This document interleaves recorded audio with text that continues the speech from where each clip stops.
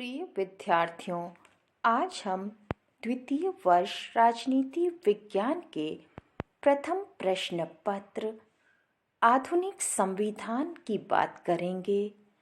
आज का हमारा अध्ययन का विषय रहेगा ब्रिटिश संविधान में प्रत्यायोजित विधान या प्रदत्त व्यवस्थापन, डेलीगेटेड लेजिस्लेशन। प्यारे बच्चों, विधि निर्माण व्यवस्थापिका का मूल कार्य है, परंतु व्यवहार में अनेक प्रशासनिक सत्ताएं जैसे कार्यपालिका, मंत्री, स्थानीय सत्ताएं आदि व्यवस्थापिका द्वारा निर्मित विधियों अथवा संविधियों के अधीन अनेक प्रकार के नियम, उपनियम आदि का निर्माण करती है तथा आदेश एवं निर्देश जारी करती है।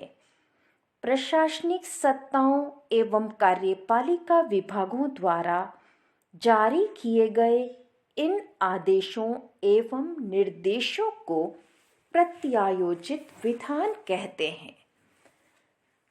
कमेटी ऑन मिनिस्टर्स पावर्स के अनुसार प्रत्यायोजित विधान का अर्थ है संसद द्वारा प्रत्यायोजित शक्ति के अधीन मंत्री जैसी अधीनस्थ सत्ता द्वारा विधायी शक्ति का प्रयोग अथवा यह ऐसा सहायक कानून है जिसे सांविधिक नियमों, विनियमों और आदेशों के रूप में मंत्री ने स्वयं पारित किया है।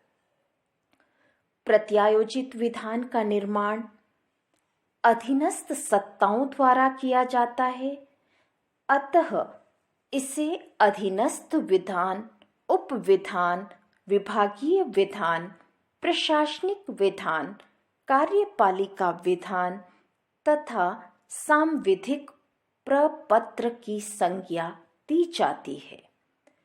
प्रत्यायोजित विधान के अंतर्गत बनाए गए नियमों, विनियमों, उपनियमों तथा जारी किए गए आदेशों की अनुपालना संसद द्वारा पारित किए गए कानूनों की तरह होती है।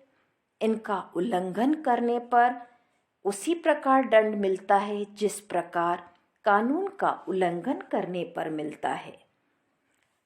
प्रत्यायोजित विधान का उद्देश्य संसद द्वारा पारित कानूनों के प्रयोजनों को पूरा करना होता है।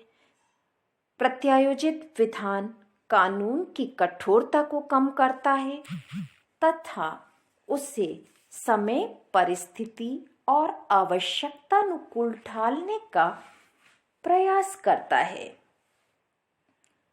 प्यारे बच्चों, प्रत्यायोजित विधान 20वीं शताब्दी के लोक कल्याणकारी एवं समाज सेवी राज्य की देन है, किंतु यह व्यवस्था 20वीं शताब्दी से पूर्व भी विद्यमान थी। हेनरी अष्टम धारा में इसका पर्याप्त उल्लेख मिलता है। 19वीं शताब्दी की औद्योगिक क्रांति एवं 1832 से होने वाले सुधारों ने प्रत्यायोजित विधान को बढ़ावा दिया। लोक कल्याणकारी राज्य का कार्यक्षेत्र काफी व्यापक हो गया है, अतः संसद कार्यपालिका को शक्तियां प्रत्यायोजित कर देती हैं। प्रत्यायोजित विधान आवश्यकता की उत्पत्ति है।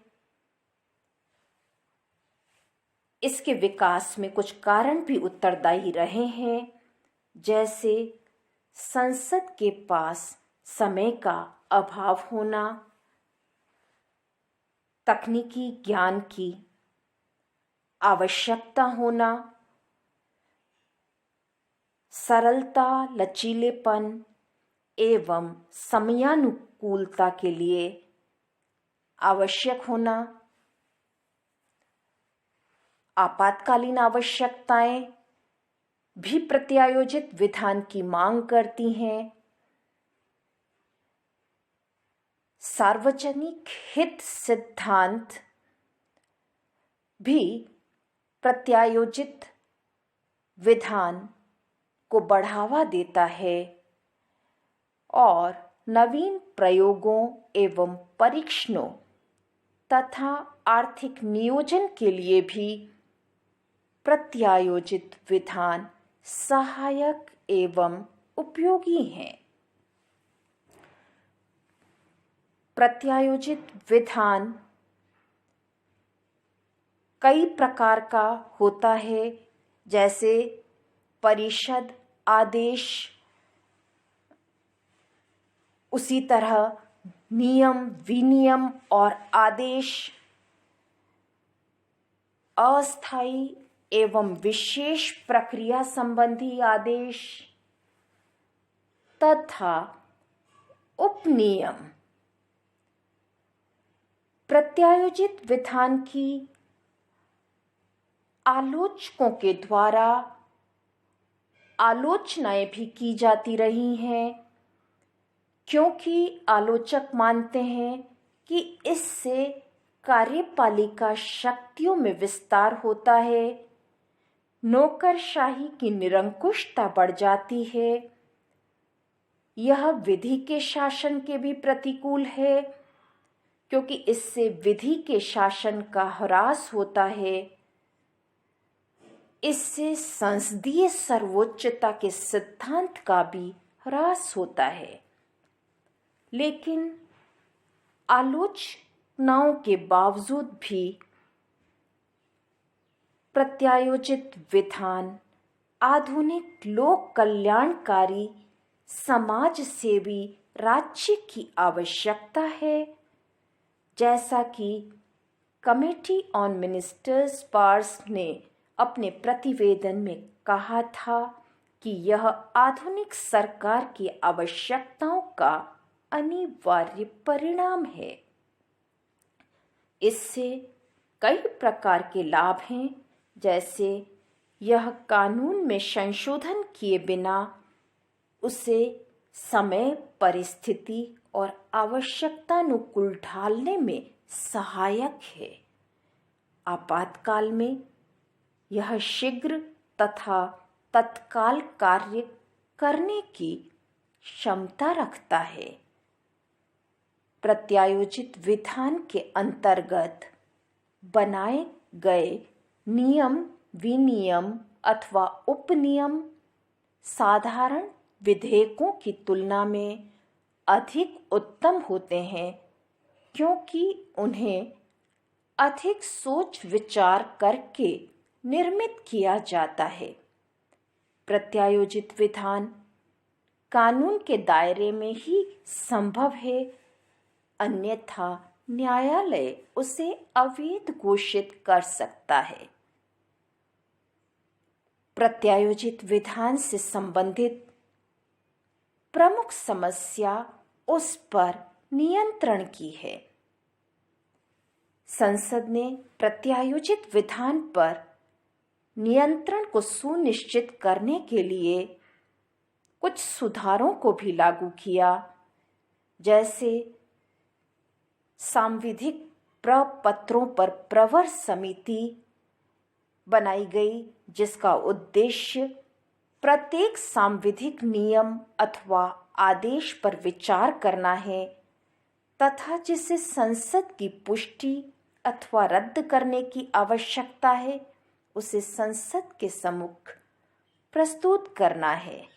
इसी तरह सांविधिक प्रपत्र अधिनियम 1946 आया, जिसमें सांविधिक प्रपत्रों के क्रमांकन, मुद्रण, प्रकाशन और उल्लेख तथा संसद के समक्ष प्रस्तुत करने की व्यवस्था है। इससे सांविधिक प्रपत्रों के संबंध में जहां नियतकालीन रिपोर्ट प्रस्तुत की जाती है, वहां इससे संसद की रुचि भी बढ़ती है और आदेशों से प्रभावित होने वाले हित भी क्रियाशील हो जाते हैं। इसी तरह कोई भी नागरिक किसी कार्यपालिका आदेश को न्यायालय में चुनौती दे सकता है, परंतु न्यायालय तभी संरक्षण प्रदान कर सकता है जबकि आदेश देने वाली सत्ता ने अपने अधिकार क्षेत्र का अतिक्रमण किया हो।